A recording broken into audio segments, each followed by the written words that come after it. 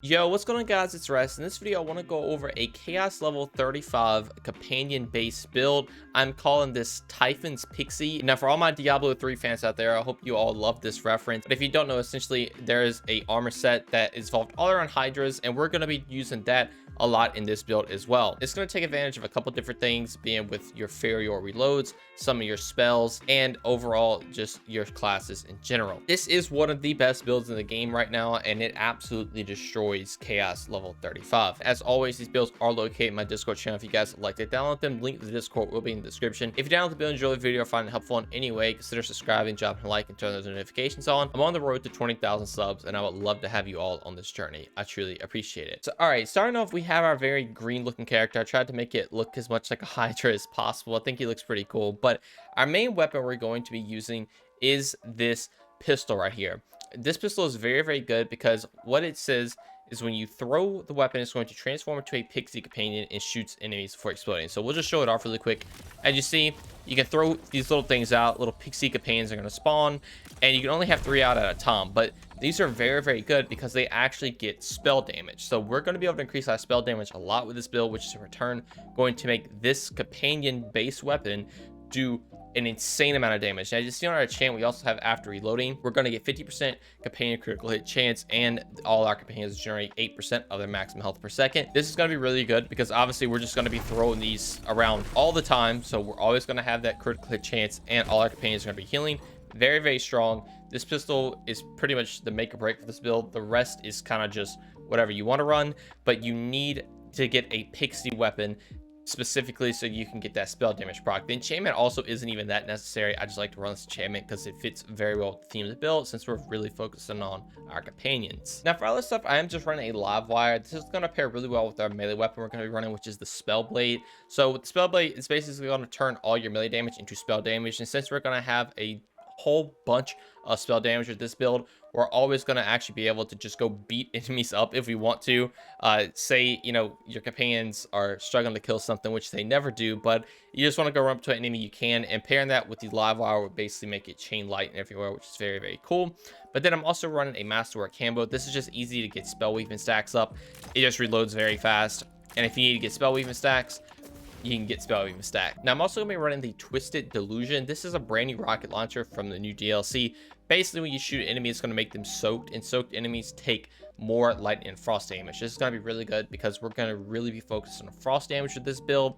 Plus, our melee weapon also is lightning damage, which will help a little bit. But the main thing is we're trying to buff our frost damage up as much as possible. This is going to be really good, basically for just debuffing bosses. Now, getting into the gear, my ward is going to be the Gloomy Master Rune. This is basically just giving me more companion damage by 25%, which is very, very good because it's basically going to buff literally all our companions to do more damage. I'm also going to be running a Frenzy Wrath right here where we get more frost damage and spell shot power, plus 26% more damage dealt. And this also has whenever the Fate Maker or companion kills an enemy, companion damage increased by 20% for 15 seconds.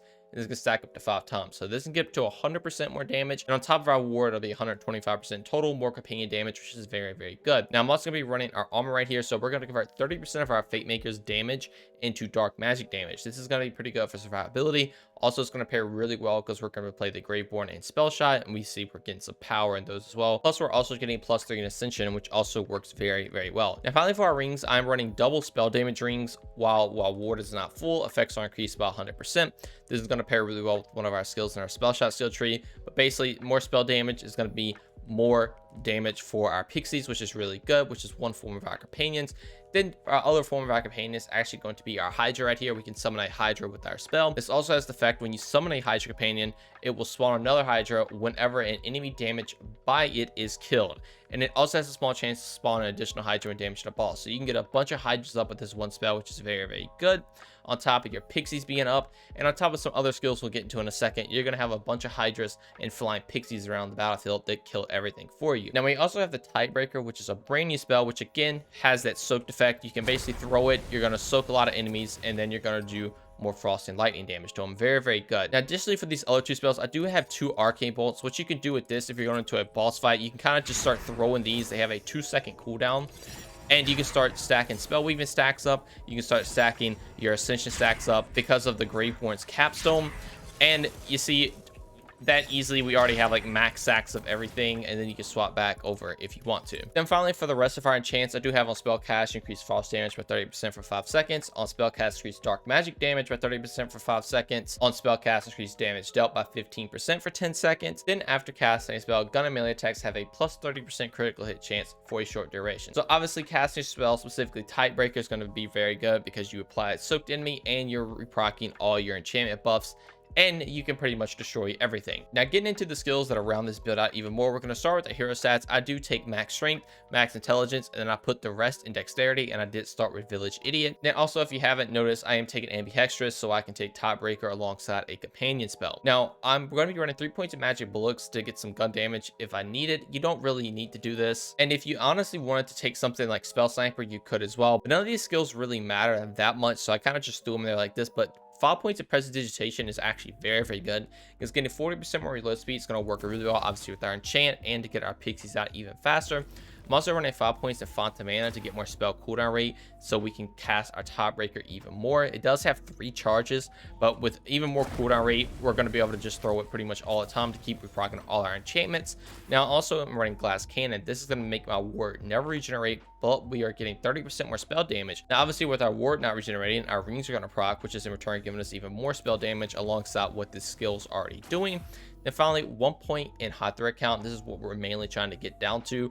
This is going to give you 3 more spell weakness stacks, which is in return going to give you more spell damage, which is in return going to give you more damage for your pixies right here. Now, getting into Graveborn, this is where we have a lot of our skills. We have 3 points in Faithful Thralls. So based on the amount of companions we have on the battlefield, we're getting 9% more damage dealt. Now, obviously, we're going to be able to spawn a lot of companions in this build because of our companion that we always have with the Graveborn, and things like our hydras that spawn between our spell and our other skill that we'll get into in 1 second. Unfortunately, the pixies do not count as companions for some reason, but don't worry, it's not that big of a deal. With the amount of hydras you spawn with your spell on top of some other stuff with your base companion, you still have a bunch of companions out there that will proc Faithful Thralls and give you a bunch of damage. Now, I do have a couple points in Essence range just to get down towards the bottom. This is giving you a little bit more spell cooldown rate when you get a kill skill, which will always be active. Now, I have 5 points in Dark Pact to increase our dark magic damage by 20%. This is going to be very good because of our armor, because we're going to get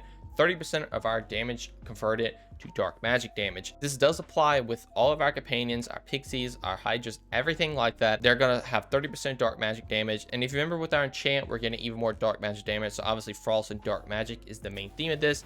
This is just increasing your dark magic even further. Now, I do have 3 points to harvest, so when we get a kill, all our companions doing even more bonus dark magic damage, which is very good. It has 2 stacks and it's 9% damage per stack. So essentially it's 18% even more dark magic damage, which is very nice. And then we have Dark Hydra. So whenever we get a kill, we have a chance to summon a Dark Hydra companion. So now every single time we get kills, we have our companions from our spells, our companions that are proccing between kills, we have our pixie companions, everything like that. Everything's doing frost and dark magic, which is very good.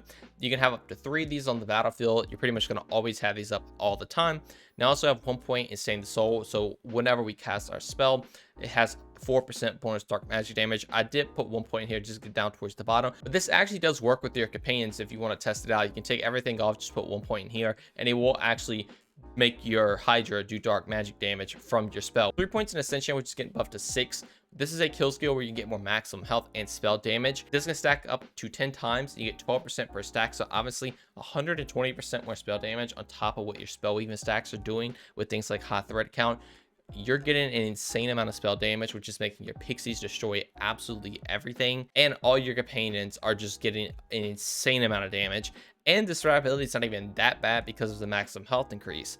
Now, I also have 1 point punishment. So this gives our Demi-Lich a 20% chance to shoot its little thing twice, which is giving it even more damage, which is very good if this does proc. Now, I have 5 points in Blast Gas. This is essentially just your double dipping skill that kind of takes every stat and just makes your character even better. Now, I have 1 point in Lord of Edges, so you get 25% more damage dealt and 25% damage reduction the lower your health is. This is actually a pretty good survivability skill, and you can do even more damage with it, which is pretty good. Then finally, 1 point in Warrior's Blessing, so whenever you cast a spell, it's going to activate all your kill skills. And if you remember, we have a kill skill right here, we have a kill skill right here, we have a kill skill right here, and we have a kill skill right here. So we're acting all our kill skills whenever we cast our Tidebreaker, which is obviously debuffing enemies as well. It's proccing all our enchantments. Our Pixies are literally killing everything, alongside spawning all the Hydras that we have available. It's also killing everything.